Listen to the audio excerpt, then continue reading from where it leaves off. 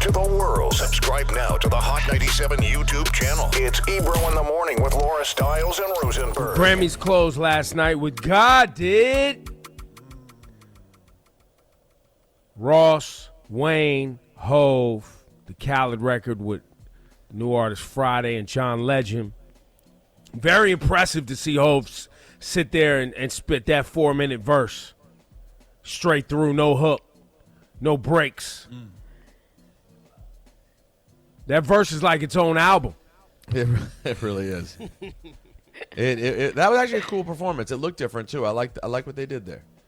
Now, it looked like what? Like the Last Supper, sitting outside in the street with a big banquet table. If you haven't seen it, it'll be everywhere all day today. Go look for that. Grammys put together a good situation. We were talking about the construction, the production of the 50 years of hip-hop performance. And I just want to shout out Questlove and Black Thought and everything that they're always there for us. They're always there in a phenomenal, like, music curation way. If you really look at the history of Black Thought and Questlove and the Roots and what they've done as a live band in hip-hop. And it was good to have them there because the way they put that performance together, because I was led by Questlove on the drums, was phenomenal. It was really well done. To get that many people, and literally every artist did what, 30 seconds to 60 seconds or something like that? I mean, most did 30, 40. And then a couple, like LL did like, what, a minute and a half?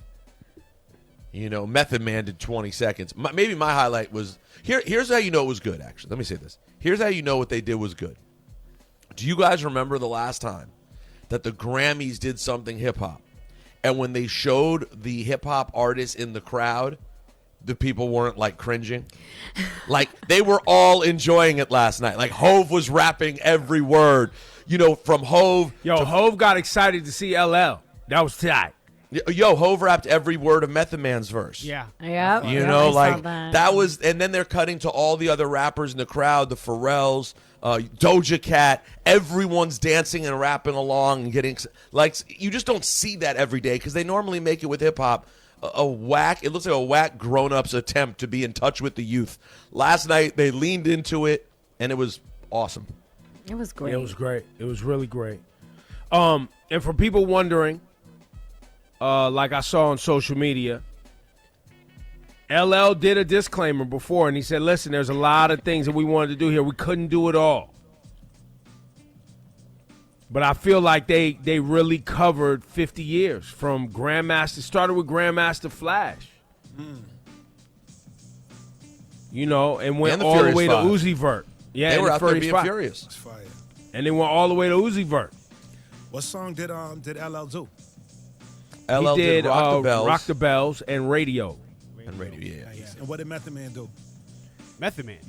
M-E-T-H-O-D. Yeah. Yep. He looks so good. This is a pseudo. You keep saying He does. Everyone. It does. This is a It pseudo looks great. thorough list of it. It's not everybody, but Big Boy, Black Thought, Busta with Spliff Star, De La Soul, but it was really just Pasta News. Jazzy Jeff, Missy, Glorilla, Grandmaster Flash and the Furious Five, Melly Mel, Ice-T, Lil Baby, Lil Uzi Vert, The Lox, Method Man, Nelly, Public Enemy, Latifah, Rakim, Run DMC, Salt and Peppa, Scarface, Swizz Beatz, Too Short. Scarface looked great. Yep. So happy to see him up there after, you know, his health situation during COVID. Was so happy to see Face up there. Yeah, he looked good, man. And did you guys peep during the We Gon' Make It moment of the Lox that Swizz Beatz was waving the Rough Riders flag? Yeah. Aww.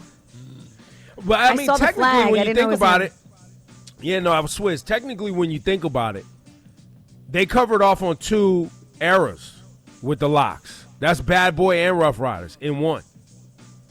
But yeah, that people aren't counting it though. People wanted shiny suits out on that stage. If you think I'm jiggy, nah. They covered off both right there with that We Gonna Make It scenario. And you know what? And it's weird. Like, I guess the reason I didn't feel at the end like, oh, I needed Bad Boy. Bad Boy's gotten mad celebrations. They just had a huge one at the BET Awards. So I feel like we just celebrated all of Bad Boy. And also, let's be honest, the biggest thing about Bad Boy can't be there. That's right. I mean, That's with a lot of it, though, because, I mean, I think I heard people were, Cash Money, no Rockefeller. I'm like, guys, do you know that people get asked and people do turn these things down? Right. That happens. Yeah. People are unavailable sometimes. Or not scared, or not interested. Or scared, not interested. Yeah. Some, a lot of, this isn't talked about a lot. A lot of artists, not just hip hop, but a lot of artists in general do not want to embrace their legacy. They're still stuck thinking that they're going to be relevant again like they're 18, 19, 20 years old. That's right. So if they There's acknowledge significant population of artists that do not want to embrace the work that they did in the beginning of their career, and right now they're 45, 50 years old. And even 40 years old. If they embrace the old, then it's like they're not going to be popping again. And that's LL is the absolute definition of the opposite of that. Oh, by the way, Ice-T in there doing New Jack Hustler made me happy. But LL embraces it so much so that he now has a Rock the Bells old school hip hop channel on Sirius. They're doing like an old school boat cruise Rock the Bells. Like he's embraced the whole Rock the Bells brand. Like that's who he is. He's not fighting to be like, but I might come out next week. And he might. I'm sure LL will drop again. But he knows what he's going to be known for is his legacy music. Right. And he's got a great career besides that. So why? You don't need to fight to be the person you were. Like you can just embrace that catalog. Yeah, By the way, people definitely struggle. And People struggle. Slick Rick accepted an award last night. I was hoping he'd be in the 50. I will say that. I was hoping he'd be performing. But it's okay. Let's talk about how cool Rakim was up there, though. Did you see the shout to Torre, too. Shout to Torre, who had a video of Rakim and Hove greeting each other backstage. Oh, that's fire. That's dope. Yeah, Rakim. I saw the Grandmaster Flash and Hove photo made me happy, too. Yeah, Grandmaster Flash taking pictures of everybody. Grandmaster Flash IG right now is on fire. Oh man, I'm gonna go there right now. I love it. Man, Flash is great though because Flash loves the culture like he's still a kid. Yeah, he pays attention, bro. Flash. Listen, Flash is one of the guys that if you're any part in this hip hop game, he knows your name. That's right. He knows your name. Like, yo, what's up, so and so, and that's crazy. No, he's the guy who basically him and Kool Herc are basically the two biggest inventors of the entire genre.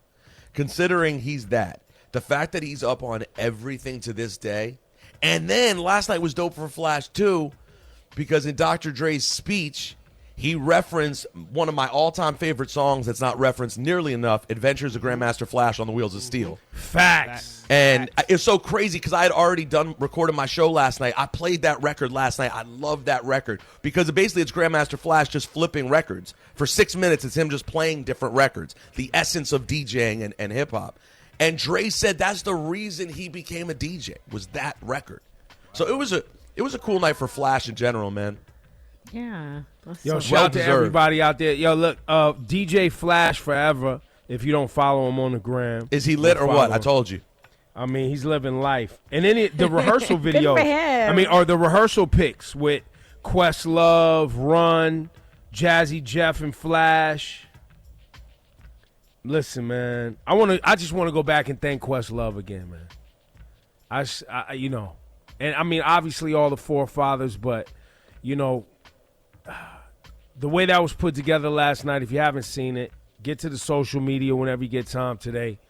But we're going to get this for the whole year, man. All these great moments celebrating hip-hop, and celebrating the culture that, paved the way for us to have representation in ways we thought we wouldn't have, man. Telling the real stories of what's going on out here and making billionaires in the process.